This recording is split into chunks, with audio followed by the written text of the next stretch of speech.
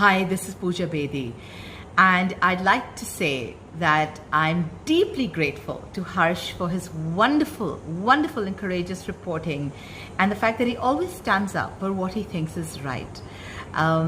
Thank you, Harsh, for all the support and all the love, and rock on.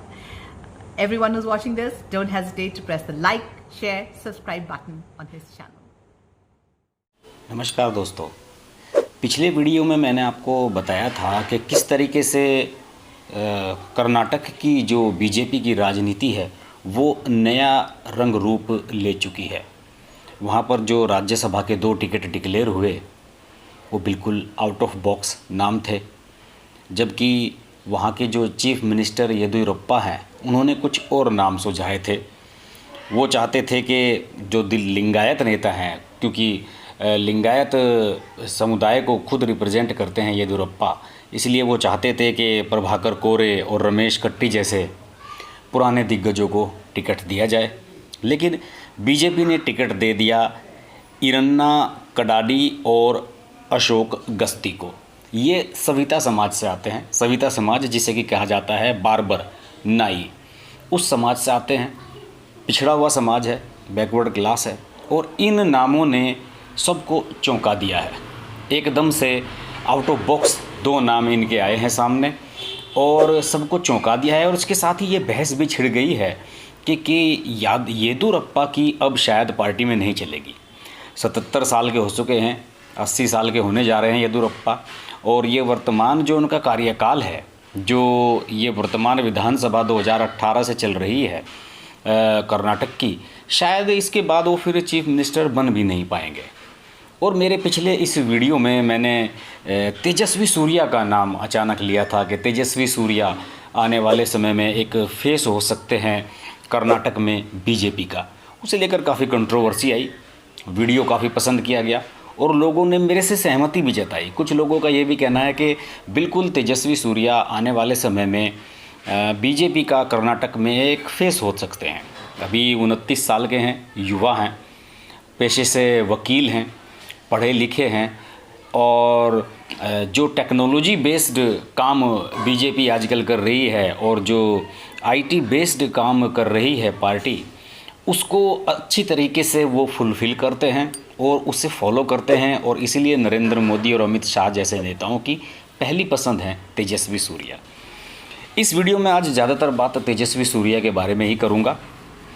अभी एक Covid के इस दौर में, जो अभी आर्थिक संकट से देश इस समय गुजर रहा है, तो उस दौर में सबसे बड़ी चुनौती है लोगों को आत्मनिर्भर बनाने की। जैसे कि देश के प्रधानमंत्री ने आत्मनिर्भर अभियान चलाया है, उसी आत्मनिर्भर अभियान को पुष्ट करते हुए तेजस्वी सूर्या ने, जो कि बेंगलोर साउथ लोकसभा को रिप्रेजेंट करते हैं, उन्होंने अपने सांसद के जो ऑफिस है उसमें एक ऑफिस स्थापित किया है जिसे कहते हैं इकोनॉमिक रिस्ट्रक्चरिंग सेल, यानी कि आर्थिक सुधारों के लिए बनाया गया एक विशेष सेल।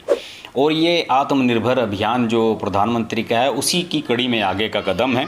एक कार्यक्रम उन्होंने आयोजित किया था जिसे समस्त ध्वनि कहते हैं, स्वस्थ समस्त ध्वनि कार्यक्रम। तेजस्वी सूर्या ने उसके दौरान इस दफ्तर को स्थापित करने का ऐलान किया, और इस दफ्तर में उनका जो स्टाफ है वो युवाओं की सहायता करता है, वो उन युवाओं की हेल्प करता है, उन कारोबारियों की हेल्प करता है जो बिजनेस करना चाहते हैं, अपने कारोबार को फिर से खड़ा करना चाहते हैं। किस तरीके से वो बैंकों से लोन लें, किस तरीके से उन्हें लोन दिलवाया जाए, किस तरह से सरकारी योजनाओं की सहायता उन्हें दिलवाई जाए, इन सब चीज़ों का काम तेजस्वी सूर्या की टीम वहाँ पर करती है। और ये टीम उनकी सराही जा रही है, उनका काम ये सराहा जा रहा है। और तेजस्वी सूर्या के बारे में मैं बताऊं कि तेजस्वी सूर्या एक बिल्कुल आउट ऑफ बॉक्स नाम था। 2019 में जब उनका टिकट हुआ था तो उस समय उस सीट से जहां से तेजस्वी सूर्या बेंगलोर साउथ से आए हैं, वहां से टिकट मिलने वाला था अनंत कुमार की विधवा तेजस्विनी को। और उस समय पार्टी ने ये सोचा कि वंशवाद को क्योंकि वैसे भी कर्नाटक में येदुरप्पा और उनकी फैमिली की वजह से वंशवाद के आरोप बीजेपी पर लगते रहे हैं। तो बीजेपी ने उस समय जो उनके संगठन मंत्री थे BL संतोष, उन्होंने आउट ऑफ बॉक्स जाकर तेजस्वी सूर्या का नाम सुझाया था और उसके बाद तेजस्वी सूर्या को वहाँ से प्रत्याशी बना दिया गया था।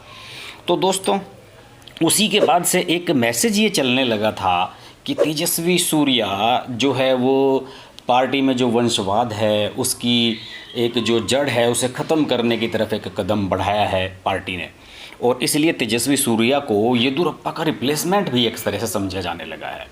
हालांकि येदुरप्पा ने भी उनके टिकट में सहायता की थी 2019 में जब उन्हें लोकसभा का टिकट दिया गया था, लेकिन जिस समय येदुरप्पा 2018 में पहली बार, इससे पिछली बार चीफ मिनिस्टर बने थे, तो उनका बड़ा बेटा शिवमोगा से सांसद है, छोटा बेटा छात्र संगठन से जुड़ा हुआ है, महासचिव है, तो उन पर एक खासा प्रेशर था और पार्टी ये चाहती थी कि हम लिंगायतवादी पार्टी ना बनाएं बल्कि एक हिंदूवादी पार्टी बनाएं। इसलिए अलग अलग कास्ट के डिप्टी CM यहाँ पर बनाए गए हैं जिससे कि सभी जातियों को रिप्रेजेंटेशन मिले।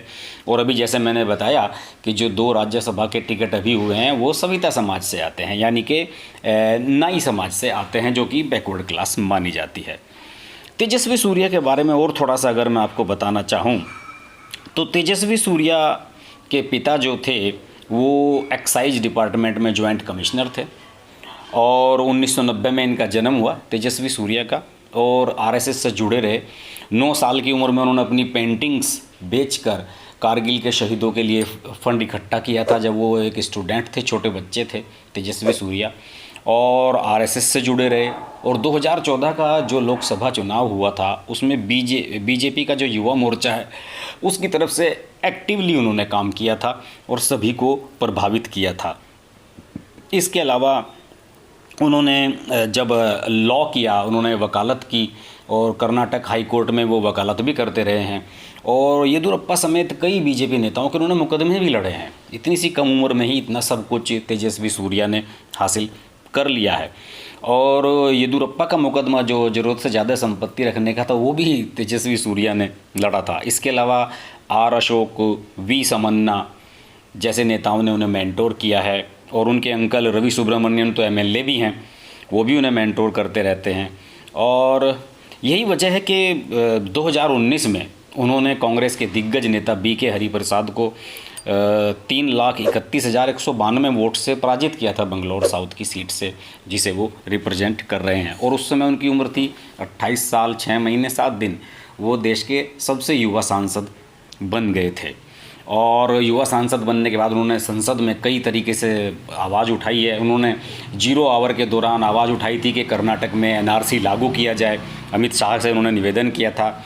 इसके अलावा हिंदूवादी सोच रखते हैं। TV डिबेट्स में आपने देखा होगा कि बीजेपी को बढ़िया तरीके से डिफेंड करते हैं। स्वामी विवेकानंद, भीमराव अंबेडकर, वीर सावरकर, इन सब की आइडियोलॉजी में बिलीव करते हैं, और उनका सब कुछ जो एक स्ट्रक्चर है, उनका जो एक बॉडी लैंग्वेज है, युवा हैं, एनर्जेटिक हैं और टेक्नोलॉजी बेस्ड काम करते हैं, ट्विटर पर एक्टिव रहते हैं, सोशल मीडिया पर एक्टिव रहते हैं, अपने जो क्षेत्र के लोग हैं उनसे जुड़ते रहते हैं सोशल मीडिया के माध्यम से और ऑनलाइन स्ट्रीमिंग के माध्यम से। तो वो जो भी कुछ करते हैं, सब कुछ करते हैं, तो वो एक अलग तरह का ही परसेप्शन उनके बारे में क्रिएट होता है। ये तो नहीं कहा जा सकता कि शायद वो अगली बार चीफ मिनिस्टर का फेस होंगे वहाँ पर कर्नाटक में, लेकिन इतना तो तय है कि बीजेपी एक ऐसे चेहरे की तलाश में है जो रूढ़िवादी, जातिवादी, परंपरावादी, वंशवाद से थोड़ा अलग हो, युवा हो और एक अलग हटकर फेस हो, एक अलग तरह की सोच रखने वाला व्यक्ति हो। और ऐसे में अगर तेजस्वी सूर्या जैसा नाम सामने चलता है तो मुझे नहीं लगता कि किसी को कोई ऐतराज़ उसमें होना चाहिए। और तेजस्वी सूर्या के बारे में हम आगे आपसे बात करते रहेंगे। देखते रहिए हर्ष की बात लाइव। नमस्कार। अगर आपको हमारी वीडियो पसंद आई तो हमारा चैनल हर्ष की बात लाइव सब्सक्राइब करें और नोटिफिकेशंस के लिए बेल आइकन प्रेस करें।